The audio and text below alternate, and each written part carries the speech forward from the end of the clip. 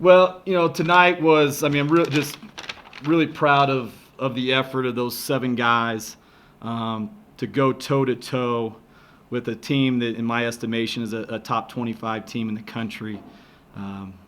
Coach Rice has a lot of weapons and a lot of weapons that can still defend on the other end. And I think the biggest thing that we'll take from these 2 games and having really faced a team that's, I don't know, I haven't seen San Diego State yet, Utah State, but I know right now, Boise State, I'm not sure anybody else in the league has as many weapons as they have, and so they'll be right there. And so for our guys to see and more so feel what it's like to have to compete at that level, every possession on the defensive end, in terms of your intensity, your intent, the ability not to make little mistakes that a team like that, if you put your hand down, they're going to make you pay. If you don't sit down and win the first dribble, they're going to make you pay. If a shot goes up and you don't hit a guy or you don't go check and chase, they're going to make you pay. If you don't get back, if you shoot a bad shot in offense and you don't do your job and get back in transition and talk and communicate, they're going to make you pay. And that's for our guys to see that, to feel that. And now we got to take that over into practice. And that was the thing. When you have a team as young as we do, they don't know. And as I said, I can talk to them blue in the face about this is what it takes to win at this level. It is like, okay, coach, well, now they know. And so now you have to, in order to make it to where it's worthwhile, because we don't want to get used to losing, but sometimes you have to lose against teams like that to make your way forward. And so if we can make our way into practice here leading up for the next couple months and take that and know that, hey, when coach says, man, it's not good enough, now we know what he's talking about. Now we got a chance to really start building. And it's not that we haven't been, but until they really saw it, now, okay, we don't want to be embarrassed. This is what it takes in practice. And you become a championship team in practice. You don't show up and hope. Hope is not a strategy, as I've said before.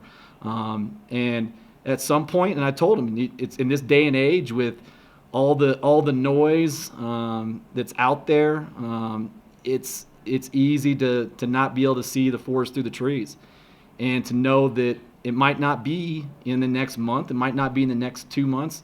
Who knows when it's going to be? But if you just continue to work like that and you develop the discipline and effort, then you got a chance to be a championship level team. And I saw that firsthand.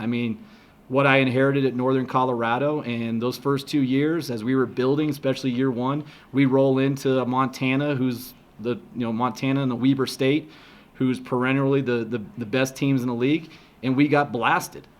But then over the course of time, with the habits we built the last 2 years, we were the ones doing it. And so that's where the guys just got to stay the course, and each and every guy is going to keep getting a little bit better. It's not going to be overnight, and we're going to turn into a good team. Michael. Both Maldo and Jo were pretty adamant that they really thought that you guys played a lot better than you did on Monday. Tonight, the final score might not indicate that. Do you feel like this was a better all-around effort than what you saw Monday, even if if it was a 20-point whatever loss? Well, yeah. I think anybody that really knows what they're watching, it was quite obvious. Now, the first half, I thought, from an offensive standpoint, in terms of the shots that we were getting, it's a make or miss game, and we missed a lot of open looks. We did a really good job of sharing the ball and understanding there's a difference between driving and dribbling. And when we dribble, we're not very good. But when we drive and we drive to score, or we drive to set up a teammate, then we become pretty damn good offensively. And I thought we had some really good offensive possessions tonight. But you have to also too, you got to make the other team miss. And at this level, you got to guard the ball, and you got to make your man miss. Because a team like that who can space you, you can't sit there and say, okay, we're going to help on Max Rice, and now you allow Max Rice to get 5 threes, and now you really don't give yourself a chance. Or now you're helping off of Shavers, now you don't give yourself a chance. Now you're helping off of Alston. So you got to be able to guard the ball. And I thought that we did a much better job of that tonight.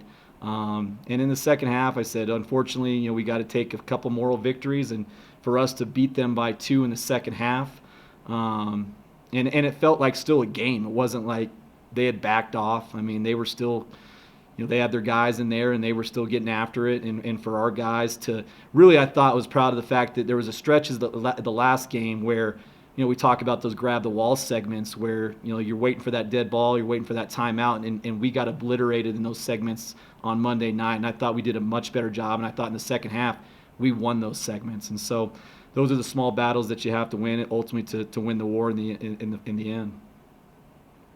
Davis. Jeff, what sort of injury is Hunter Thompson dealing with? Is there anything you're concerned about long term? And then also, when's the decision to bring Marcus off the bench? With Thompson, I mean, in the second half on Monday, he came down on his ankle and tried to come back. And obviously, the adrenaline flowing, he was able to kind of push through.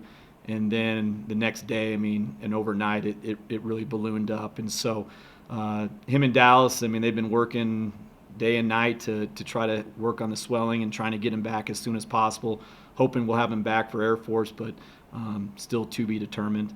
And in the case of Marcus, as we spoke, as a team yesterday, as we watched the film and had a very, very coming to Jesus film session in terms of what the right effort looks like. And it wasn't just Marcus, but Marcus has aspirations and has the ability and the talent to be a very special player and to have the ability to play at a very high level. And I'm doing him a disservice. And unfortunately for him, there's not, and for us, we can't use the bench to teach him. That unlike where most freshmen at good programs, you don't play much as a freshman because you don't have the right habits. And it's the habits on the defensive end that keeps freshmen from playing, because ultimately that's where the game is won and lost. And so I would be doing him a disservice to him and his future if I said, hey, this is okay. It's not okay. His effort wasn't okay, and he realized that. And we were going to reward who we felt with the 7 guys that we had available, that we were going to award the 5 guys that we felt that earned it on the defensive end of the floor. And credit to Marcus, he responded the right way. And for being an 18-year-old, it's not like he's a 19-year-old or a 20-year-old freshman. I mean, he's a puppy. I mean, he turned 18 in August.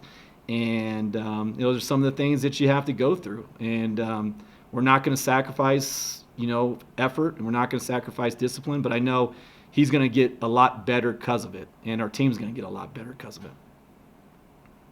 Cody. How tough is it, Jeff, to have that better effort on the defensive end and watch the other team shoot 81% midway through the first half? Have you ever seen anything like that? It happens. I mean, happens in the NBA all the time. It happens in basketball all the time. I mean, you just got to give them credit. And that's, their recruiting philosophy is my recruiting philosophy. And that's why you recruit guys that can make shots and you don't recruit guys that take shots. There's a big difference. And that's 10 years in the making. You weren't going to get Acott, Key Jab, Shea. You weren't going to get those guys year 1 after our first year at Boise State. You weren't going to get those guys after year 2. When now you get a Chandler, Derek Marks, a Chandler Hutchison, and then that, and then you win, and then now that allows you to recruit different type of guys, especially transfers, and give them credit. They've done a really good job of getting some transfers. And I think, Key Jab I think he's the one that really, he's made a big jump from last year to this year. And it's not from an offense, it's just his will, his heart, his communication, his toughness. I tell our guys, man, that's what winning looks like. And if they can see that and learn from that, we can learn from other guys, and we learn from him.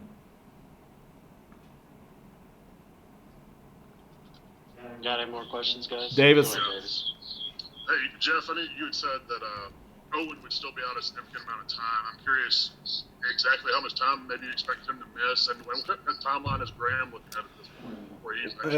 Owen is. Let me close this. I guess let's keep talking here, but he's restart here. Owen, it's to be determined. I mean, it's not going to be for anytime soon. He's still working on getting the swelling down. And then Graham actually will be cleared to actually do 5-on-5 here starting tomorrow.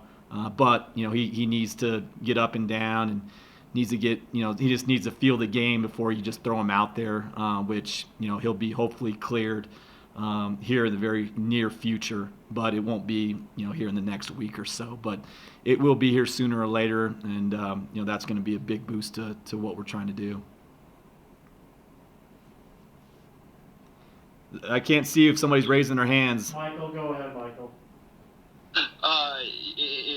In that first half, you were called for technical. It looked like you got a little bit emotional. Can you kind of go into what was just not agreeing with the call? Were you were we trying to get the guys fired up? Yeah, I mean they got to know that we're in a fight and I'm in there with them. And to be honest with you, I thought there was 2 calls there that we made winning plays and we didn't get rewarded for it. I thought Maldo took the hit, which hey, I could be proven wrong when I go back and watch the film, but I felt that Maldo did a good job of beating key jab to the spot and taking the charge, and then they got the ball kicked out, and then I felt like when we did a good job of boxing out and we got pushed in the back by key jab.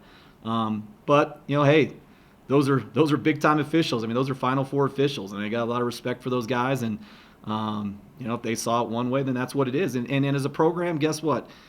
You have to earn the officials' respect. I mean, that's part of the process of building as a program, is earning the officials' respect. And so hopefully how hard we played, that when we see those guys again, and officials talk, I mean, they talk as much as anyone, and you want them, when they're talking, you want them saying, hey, like, those guys play the right way, they play hard. Yeah, maybe Coach Linder got after us here and there, but he was fighting for his team. And that's where as players, you got to know the game within the game, and that's something that some of our younger guys, especially in the case of Marcus, you got to realize that the officials ultimately are going to win in the end. You're never going to win that battle, and so you got to kill them with kindness and treat them the right way. Cody, are you excited to be able to play Air Force this quick and get this kind of in the rear view, and or do you enjoy the practice time more with this group because they're so young? Well, I mean, right now, I mean, it's the reality is we play on Saturday. I mean, we don't have a lot of time. I mean, Air Force is a difficult prep, running the Princeton. And so we'll have our, hands full trying to handle that. But at the end of the day, I mean, we need to play games. I mean, it's not really about, in practice, yeah, we got to practice. But right now with that many guys, 7, 8 guys, I mean, if I'm trying to be a madman and we're trying to get up and down a bunch, and Quan, Marcus, one of our 7, 8 guys, pops their ankle, I mean, I'm a bad coach. Now they're not playing, and now we got 6 players. And so right now it's more of the NBA philosophy, the NBA approach, where, we got to come in and, work and not do something that's going to cause us to lose more guys. And so it's that fine line, and that's the unfortunate part right now with the number of bodies that we have, that you can't get back out there tomorrow or on Friday and get up and down 5-on-5. I mean, that'd be dumb if I did that. Davis. Speaking of youth, Jeff, do you worry about the confidence at all? Just the way the way you've lost, the deficits in these last 3 games. No, I mean, it's part of the process. I mean, it's hard to win, and it's hard to win with young players, and that's where you see a Boise State. That's why you take transfers, because you want to try to stay old. But at the University of Wyoming, and I learned this by watching, Coach Shiat and how he built, his teams, is that it's and if we can find the right transfer, we'll take the right transfer. But newsflash, a lot of transfer, they're not looking to come to Laramie. You don't have a lot of guys. It's not San Diego State where guys leave, guys from LA leave to go play at UConn or leave to go play on the East Coast, and they're like, hey, I want to go back home. They're not saying, hey, I want to go to Laramie. They want to go back to San Diego or LA. And so you got to know, and I think Coach Bull knows this with football. I mean, this is a place where you got to build your foundation with 4-year players, and you got to develop them, and you got to know that there's no quick fix. I mean, if anyone thought this was going to be a quick fix, I mean, I got news for you. It's not going to be quick, and it's not and I didn't expect it to be that. And hopefully I'm the right person for the job, because that's what I've had to deal with the places I've been, whether it's a head coach or an assistant coach, is coming into situations where it was pretty bleak. And, you know, I don't use that as an excuse. Now there's days and nights where I don't sleep, and there's days where, man, but you got to keep fighting. But we're going to build this thing the right way. We're not going to try to make the quick fix. We're not going to try to make the quick fix defensively and try to play zone and try to trick the game. That's doing us a disservice. That's going to put us back in the long run. And so I got to be able to see the long game and not the short game. And you know, we're going to do that the right way. And if we got to take some lumps along the way, that's part of it. But I want to make sure I got the right guys, that when you go through tough times, that you're going to stick together because of your character, and you're going to respond in the right way.